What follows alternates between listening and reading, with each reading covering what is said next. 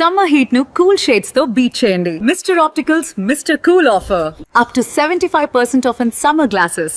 వీసాలు అలాగే యూకేలో ఉద్యోగ అవకాశాలు, స్పాన్సర్షిప్స్ ఇలా ఇప్పిస్తానంటూ తమని చీట్ చేశారంటూ ఇప్పటికే యూట్యూబర్ నందూస్ వరల్డ్, సో నందూస్కు సంబంధించి ఆమె భర్త మీద కూడా ఇప్పటికే పోలీస్ కేసు నమోదైనటువంటి విషయం తెలిసింది. అయితే ఇప్పుడు గవర్నమెంట్ కూడా ఈ ఇష్యూని చాలా సీరియస్గా తీసుకుంది. పోలీసులు కూడా తమ ఇన్వెస్టిగేషన్ను పూర్తి స్థాయిలో కాన్సన్ట్రేట్ చేశారు. ముఖ్యంగా లుక్అవుట్ నోటీసులు జారీ చేశారు. అయితే ఇప్పుడు వీళ్ళని యూకే నుంచి ఇండియాకి తీసుకొచ్చి అరెస్ట్ చేసే అవకాశం ఉందా? అసలు లుక్అవుట్ నోటీసులు ఏ విషయాల్లో జారీ చేస్తారు తెలుసుకునే ప్రయత్నం చేద్దాం. మనతో పాటున్నారు హైకోర్టు అడ్వకేట్ నాగరాజు గారు. నాగరాజు గారు నమస్తే అండి.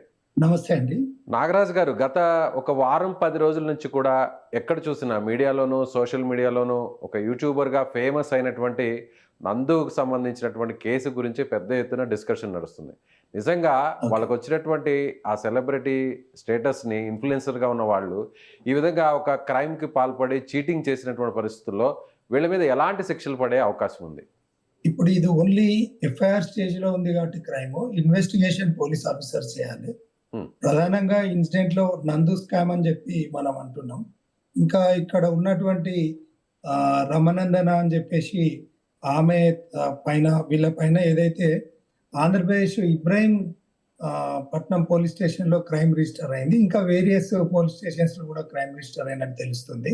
వీళ్ళు యూకే మరియు ఇతర దేశాలలో ఏదైతే స్కామ్ చేసిండ్రు అనే అలిగేషన్ ఏదైతే ఉందో ఇప్పుడు ఇది ఫైనాన్షియల్ ఫ్రాడ్ కిందికి వస్తుంది. ఫ్రాడ్ ఏదైతే ఉందో ఎస్టాబ్లిష్మెంట్ చేయాలంటే పోలీస్ ఇన్వెస్టిగేషన్ కంపల్సరీ కావాల్సి ఉంటుంది. ఒకవేళ కంపల్సరీ అయింది అంటే వాళ్ళను ఇన్వెస్టిగేట్ చేసే పద్ధతిలో కోర్టు పర్మిషన్ తీసుకొని వాళ్ళకి లుక్అవుట్ నోటీసు జారీ చేసే పరిస్థితులు కోర్టు ద్వారా లీగల్ గా యాక్షన్ ఈ విధంగా ఉంటుంది. తర్వాత వాళ్ళకి లుక్అవుట్ నోటీస్ ఇచ్చిన తర్వాత అంటే ఫస్ట్ ప్రైమా ఫేసి వాళ్ళ ఇన్వెస్టిగేషన్ పూర్తి అయిన తర్వాత కోర్టు పర్మిషన్ తీసుకొని లుక్అవుట్ నోటీస్ జారీ చేయాల్సిన ఇష్యూ జరిగితే అప్పుడు తర్వాత వాళ్ళను ఇంటర్పోల్ కి కంప్లైంట్ చేసి లుక్అవుట్ నోటీస్ ద్వారా వాళ్ళను స్వదేశానికి పిలిపించి ఇక్కడ ఇన్వెస్టిగేషన్ జరిపే పద్ధతి జరుగుతుంది. సో అంటే ఇక్కడి నుంచి అక్కడ ఉన్నటువంటి పోలీస్ అధికారులతో మాట్లాడి సో వాళ్ళ ద్వారా ఇన్వెస్టిగేషన్ చేసే పరిస్థితి ఉందంటారా? ఇంత సీరియస్నెస్ ఉందంటారా ఈ కేసులో? 100% ఫైనాన్షియల్ ట్రాన్సాక్షన్స్ ఏదైతే అకౌంటబిలిటీ ఉంది కదా, ఒకరికొకరికి ట్రాన్స్ఫర్ అయినట్టు స్టేట్మెంట్స్, బ్యాంక్ స్టేట్మెంట్స్ కానీ ఇంకా ఇవి ఉన్నాయని చెప్పి అలిగేషన్స్ ఉన్నాయి కాబట్టి ఖచ్చితంగా వాళ్ళ కన్వర్సేషన్ అవన్నీ కూడా పోలీస్ వారు గ్యాదర్ చేస్తారు. ఇప్పుడు కొత్తగా సవరించబడ్డటువంటి క్రిమినల్ మేజర్ యాక్ట్స్ ఏదైతే ఉన్నాయో బిఎన్ఎస్ఎస్ అంటే పాత సిఆర్పిసి పద్ధతి ప్రకారం ఈ ఫైనాన్షియల్ ఫ్రాడ్స్ మీద చాలా సీరియస్ గా కొత్తగా మనం అమెండ్ చేయడం జరిగింది. ఖచ్చితంగా చట్ట ప్రకారంగా ఆ ఇన్వెస్టిగేషన్ జరుగుతుంది. ఈ జరిగిన తర్వాత వీళ్ళ అకౌంట్స్ కూడా స్క్వీజ్ చేసే పరిస్థితి ఉంటుంది. ఎందుకంటే వీళ్ళ ప్రాపర్టీస్ కూడా వాళ్ళను హోల్డ్ లో పెట్టి వాటిని కూడా స్క్వీజ్ చేసే పరిస్థితి ఉంటుంది. వీళ్ళ ప్రాపర్టీస్ కాకుండా వీళ్ళ బినామీస్ ఎవరన్నా ఉంటే వాళ్ళది కూడా డిటెక్ట్ అయితే అవి కూడా చేస్తారు. కేవలం లుక్అవుట్ నోటీసు వాళ్ళు రావాల్సిన అవసరం లేదు. ఉన్నటువంటి పరిస్థితులలో ఫస్ట్ వాళ్ళ అకౌంట్స్ ఏదైతే ఉందో స్క్వీజ్ చేస్తారు. ఈ విధంగా ఇన్వెస్టిగేషన్ జరుగుతుంది. వీళ్ళను జ్యుడిషియరీ కస్టడీ కూడా వీళ్ళు 14 days తీసుకోవచ్చు. ఒకప్పుడు కస్టడీ తీసుకోవాలంటే కోర్టు అనుమతి చాలా కష్టతరం ఉండేది. ఇప్పుడు కేవలం ఈ ఫైనాన్షియల్ ఫ్రాడ్స్ కానీ ఈ సైబర్ క్రైమ్స్ కానీ ఇట్లాంటివి ఉంటే కొత్తగా ఉన్నటువంటి బిఎన్ఎస్ఎస్ పాత సిఆర్పిసి ఏదైతే చట్టం అనుకుంటున్నామో 14 days కస్టడీ తీసుకోవచ్చు. It may be extended up to 1 month వరకు కూడా తీసుకొని ఇన్వెస్టిగేషన్ చేసి బాధితుల పక్షాన న్యాయం జరిగే దిశగా చట్టాలను వాటిని, ఎందుకంటే మారుతున్నటువంటి క్రైమ్స్ ఆధారంగా ఈ కొత్త చట్టాలలో ఈ ఒక దాన్ని పొందుపరచడం. నాగరాజు గారు, అందరికీ ఒక అనుమానం ఉంది. ఎందుకంటే లక్షల కోట్ల రూపాయలు స్కామ్ చేసి బ్యాంకుల్ని, ప్రభుత్వాలను కూడా మోసం చేసి విదేశాలకు పారిపోయినటువంటి చాలామంది గనులను మనం చూస్తుంటాం. కానీ ఇప్పటికీ కూడా వాళ్ళ మీద అక్కడ ప్రభుత్వాలు కానీ అక్కడ ఉన్నటువంటి ఇన్వెస్టిగేషన్కి సంబంధించినటువంటి ఆఫీసర్స్ కానీ పోలీస్ కానీ లోకల్గా అక్కడెక్కడ కూడా వాళ్ళని పట్టుకొని విచారిస్తున్నటువంటి పరిస్థితులు లేవు. అలాంటిది ఇప్పుడు ఈ నందు అలాగే ఆమె భర్త మీద అంత సీరియస్గా ఈ కేసుని టేకప్ చేసి వాళ్ళని అక్కడ అరెస్ట్ చేసి ఇన్వెస్టిగేషన్ చేసే పరిస్థితి ఉంటుందా? ఇది జరిగేదైనా? అదే ఇలా రకరకాల అపోహలు ఉన్నాయి. ఖచ్చితంగా మీరు అన్న అపోహలు అన్ని కూడా ఉన్నాయి. ఎందుకంటే గతంలో జరిగిన ఫైనాన్షియల్ ఫ్రాడ్స్ ఏది కూడా ఛేదించలేదు. కేవలం సోషల్ మీడియాకు, పబ్లిక్ డిస్కషన్స్ కు, పేపర్ పబ్లికేషన్స్ కు కానీ అంతవరకే పరిమితమైన సందర్భాలు ఉన్నాయి. కానీ పోలీస్ ఆఫీసర్స్ కు ఖచ్చితంగా వాళ్ళకి పవర్స్ ఉన్నాయి. వాళ్ళ పవర్స్ కనుక వాళ్ళు ఎక్సైజ్ చేస్తే ఖచ్చితంగా ప్రతి కేసులో కూడా న్యాయం జరుగుతుంది. కానీ ఒకవేళ పోలీస్ ఆఫీసర్స్ కనుక వాళ్ళు సరైన విధంగా ఇన్వెస్టిగేషన్, ఓన్లీ వాళ్ళకి పవర్ ఉంది ఇన్వెస్టిగేషనే, ఆ ఇన్వెస్టిగేషన్ ప్రాపర్ గా చేయకపోతే హైకోర్టులో రిట్ జ్యుడిక్షన్ ఫైల్ చేసుకోవచ్చు. ఆ ప్రాపర్ గా ఏదైతే లోకల్ కోర్ట్స్ లో కూడా మనం క్రిమినల్ కేసెస్ ఉన్నాయి కాబట్టి వాళ్ళని ఇన్వెస్టిగేషన్ చేస్తలేరని కూడా వాళ్ళకు మనకు జేఎఫ్సిఎం సంబంధిత కోర్టులో కూడా, లోయర్ కోర్ట్స్ లో కూడా మనం పిటిషన్స్ ఫైల్ చేయొచ్చు. అలాగే నాగరాజు గారు, ఇప్పుడు జనరల్గా ఒక రాష్ట్రం నుంచి ఇంకొక రాష్ట్రంలో నిందితులు ఉంటేనో వాళ్ళని పట్టుకోవడానికి, వాళ్ళని అదుపులోకి తీసుకోవడానికి, విచారించడానికే కొంత టెక్నికల్గా ఒక ప్రాబ్లం ఉంటుంది. అది పోలీసులు అలాగే రాష్ట్రాలకు సంబంధించినటువంటి ఆయా శాఖల మధ్య. కానీ ఇప్పుడు ఏకంగా విదేశాలు, అందులోనూ యూకే లాంటి ఒక డెవలప్డ్ కంట్రీకి సంబంధించినటువంటి అక్కడున్న ఇన్వెస్టిగేషన్ ఆఫీసర్స్ని మాట్లాడాలన్నా కూడా ఈ స్థాయిలో జరగాలి అంటే టెక్నికల్గా అది ఎలా జరగాలి? అంటే ఇక్కడ ఏ స్థాయి ఆఫీసర్స్, ఏ స్థాయి గవర్నమెంట్లో ఉన్నటువంటి పెద్దలు ఇన్వాల్వ్ అయితే అక్కడ వీళ్ళ మీద విచారణ జరిగే అవకాశం ఉంది అంటారు. జనరల్గా ప్రొసీజర్ ఎలా ఉంటుంది? దీనికి పెద్దల ఇన్వాల్వ్మెంట్ అవసరం లేదు. చట్టం తన పని తాను చేసుకుంటూ పోతే ఖచ్చితంగా న్యాయం జరుగుతుంది. అది ఎలా? యూకే లాంటి దేశాలలో ఖచ్చితంగా వాళ్ళ దగ్గర ఉన్నటువంటి చట్టాలు చాలా దృఢంగా ఉంటాయి. అంటే వాళ్ళు ఏంటంటే స్ట్రాంగ్, వాళ్ళకు డిలే సిస్టమ్ ఉండదు, ఇమ్మీడియట్ గా డిస్పోజ్ చేస్తారు. With in days, with in months లోపల, 2-3 మంత్స్ లోపల ఒక క్రైమ్ అది కంపల్సరీ అది డిటెక్ట్ అవుతుంది, డిస్పోజ్ అవుతుంది. అది వాట్ ఎవర్ ఇట్ ఈస్, అది ఏదన్నా కానీ డిస్పోజ్ అవుతుంది. కానీ వీళ్ళు ప్రాపర్ గా అప్రోచ్ కావాల్సిన అవసరం ఉంటుంది. దీనికి కేవలం ఎవరైతే ఉన్నారో SHO is a final authority. ఆయన స్టేషన్ హౌస్ ఆఫీసర్ ఏదైతే ఎక్కడైతే క్రైమ్ రిజిస్టర్ అవుతుందో అది ఉంటుందో, ఆ జిల్లాకు సంబంధించిన సిపి గారు లెటర్ పెడితే అక్కడ నుండి ఏదైతే కోర్టు పర్మిషన్ తీసుకొని ఇమీడియట్ గా అక్కడ యూకే ఏది లాస్ కి కనుక ఎండార్స్ చేసుకుంటే ఖచ్చితంగా వాళ్ళను మనకు హ్యాండ్ ఓవర్ చేసే పద్ధతి ఉంటుంది.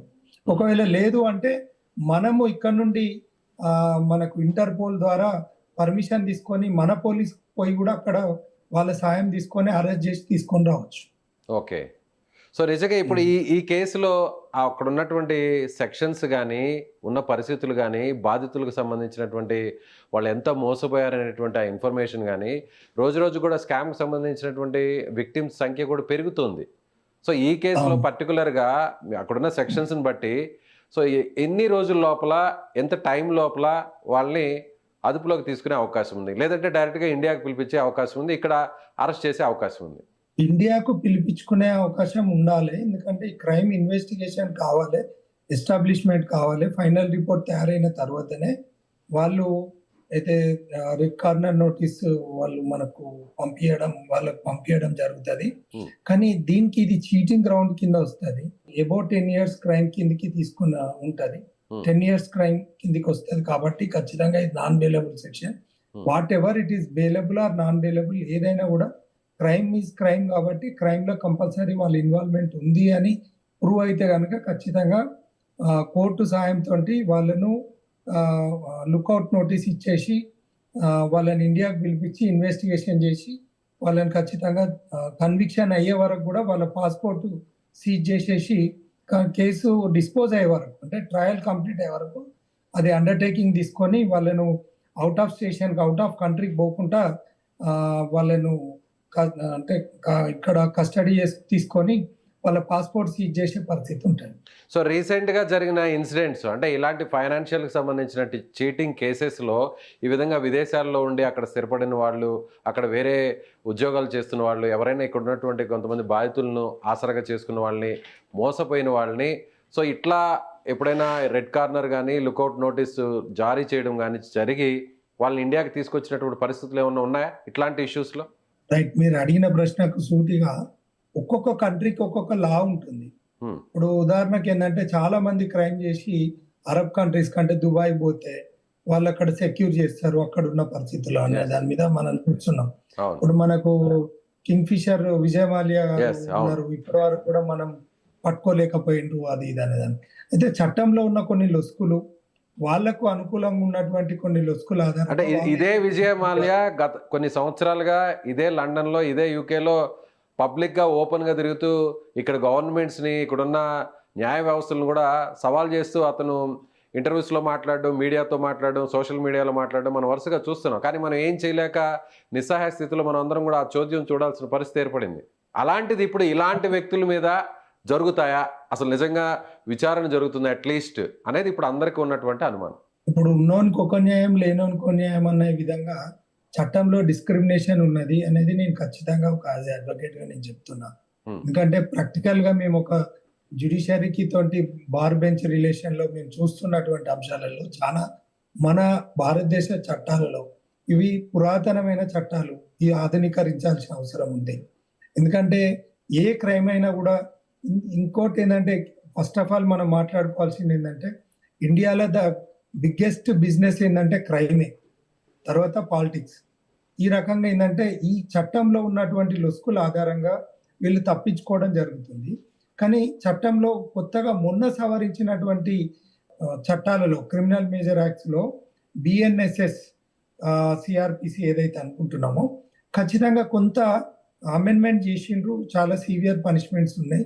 ఈ ఫైనాన్షియల్ ఫ్రాడ్స్ కింద మాత్రం కొంత బాధితుల పక్షాన కొంత మేలు జరిగే ఇన్వెస్టిగేషన్ ఫెసిలిటేట్స్ కల్పించిందని చెప్పుకోవచ్చు మనం. ఓకే, సో ఫైనల్గా కంక్లూడ్ చేద్దాం సార్. అంటే ఈ బాధితులకి ఇప్పుడు ఒక హోప్ అనేది ఇవ్వచ్చు అంటారా? ఉంటుంది. ఇప్పుడున్న సెక్షన్స్ ప్రకారం కేసుకు సంబంధించిన పూర్వాపరాలు పరిశీలించిన తర్వాత యాజ్ ఏ సీనియర్ హైకోర్టు అడ్వకేట్గా సో ఖచ్చితంగా విక్టిమ్స్కి న్యాయం జరుగుతుందని భావించవచ్చు.